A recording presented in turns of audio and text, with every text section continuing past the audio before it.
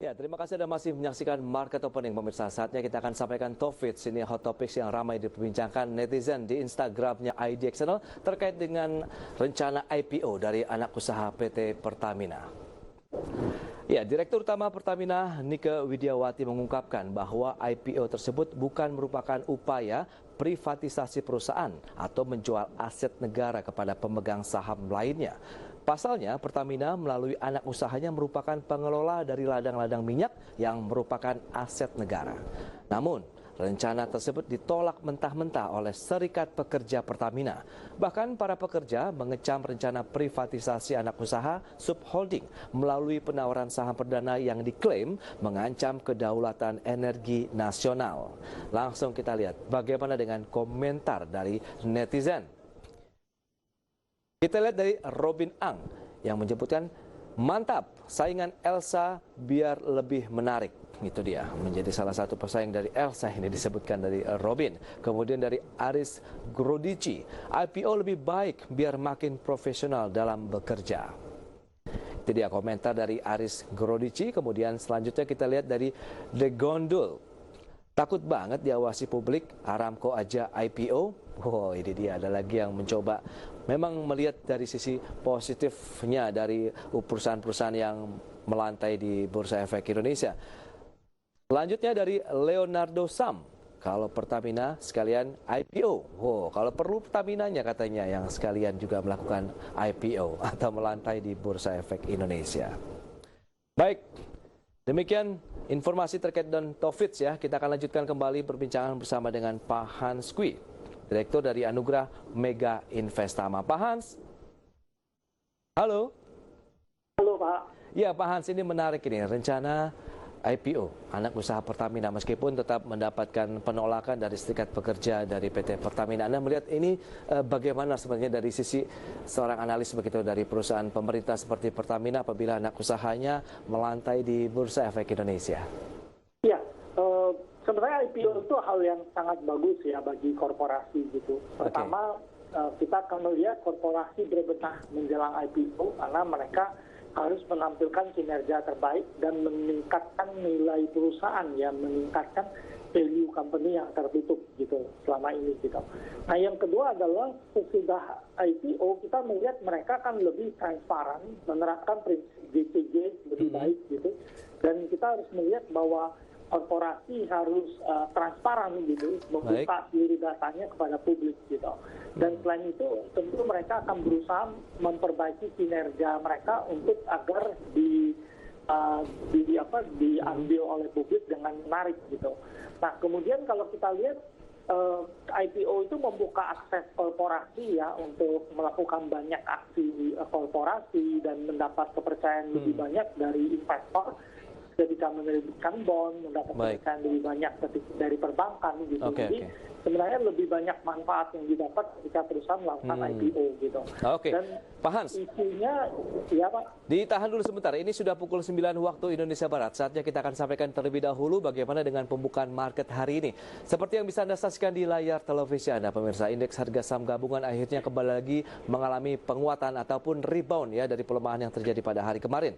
Kita lihat IHSG mengalami penguatan sekitar 0,65% di 4.911 seperti yang bisa Anda saksikan di layar televisi Anda. Pak Hans, nampaknya rebound. Ini memang pemicu dari pergerakan bursa global yang seperti sudah kita bahas di segmen sebelumnya. Bagaimana dengan review pembukaan market hari ini? Apakah ini juga akan berlangsung lama dalam artian bahwa penguatan tidak lagi terkena tekanan jual dari investor domestik maupun asing, Pak Hans? Ya, sebenarnya kalau kita harus akui pasar itu rebound, tetapi sebenarnya mereka agak khawatir ya pasar itu. Gitu. Jadi kekhawatiran pasar itu yang paling pasar khawatirkan adalah kasus COVID yang masih terus meningkat ya. Jadi selama kasus COVID masih mengalami peningkatan, kita melihat bahwa pasar ini reboundnya ini memang sesaat ya gitu. Jadi konfirmasi utama kita datang dari kasus COVID sendiri gitu, apakah mengalami peningkatan di dalam maupun di luar negeri gitu. Nah yang kedua sebenarnya pasar itu sangat hati-hati sekali ketika pergerakan naik pun gitu ya, karena kita melihat statement dari Chairman Federal Reserve yang mengatakan pola pemulihan ekonomi itu nggak disurvey gitu, mungkin akan agak butuh waktu yang agak lama gitu. Nah kita mencerna gini, kalau orang punya dana gitu, ketika mereka melihat bisnis mulai berjalan normal gitu, masih banyak kekhawatiran orang terkait dengan COVID gitu ya. Jadi orang belum bisa spending dengan full gitu. Nah, ketika ekonomi nanti tidak mengeluarkan data-data yang mengkonfirmasi pemulihan ekonomi, itu bisa menyebabkan pasar saham agak tertekan turun lagi ke bawah gitu. Jadi kenaikan indeks itu tidak bisa long naik terus ke atas sebelum ditemukan vaksin atau obat yang benar-benar menyembuhkan COVID ini gitu. Tanpa kepercayaan masyarakat, saya pikir ekonomi dan pasar saham akan cukup volatile ke depan. Baik, berarti peluang ini kemungkinan fluktuasinya masih tetap ada dari pergerakan IHSG ya Pak Hans ya?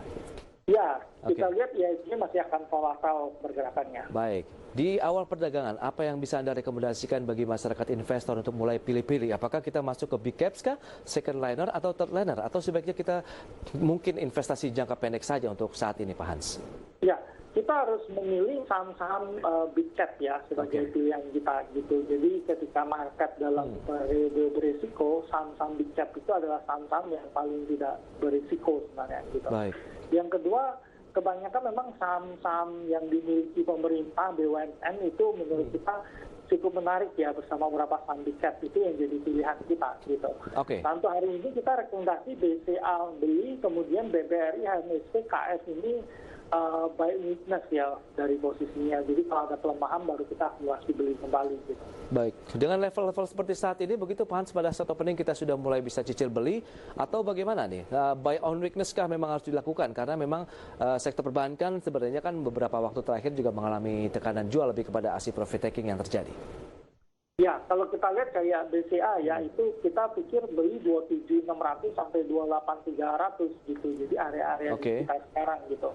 Kita cut loss di bawah 27.000, target kita 29.000 sampai 29.975 ya. Baik. BCA. Gitu. Oke Pak Hans, rekomendasinya mungkin bisa diulang kembali untuk masyarakat investor begitu selain Bank BCA apalagi? Ya, BCA akumulasi beli, yang kedua BBRI, buy weakness, HM Sampurna dan KF sama-sama buy weakness. Baik. Nah, untuk level BBRI kita akan beli di level nanti 2.860, 2.800 ya area akumulasi beli kita untuk BBRI. Berarti dari beberapa rekomendasi yang Anda berikan seperti Bank BCA, kemudian Bank BRI, HMSP, dan Kimia Farma ini tentunya bisa menjadi pilihan bagi para investor maupun traders untuk perdagangan jangka pendek sementara ini, begitu Pak Hans? Betul, ya. Oke, baik.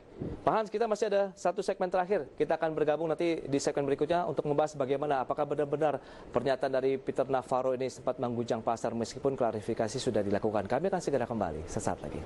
Ya.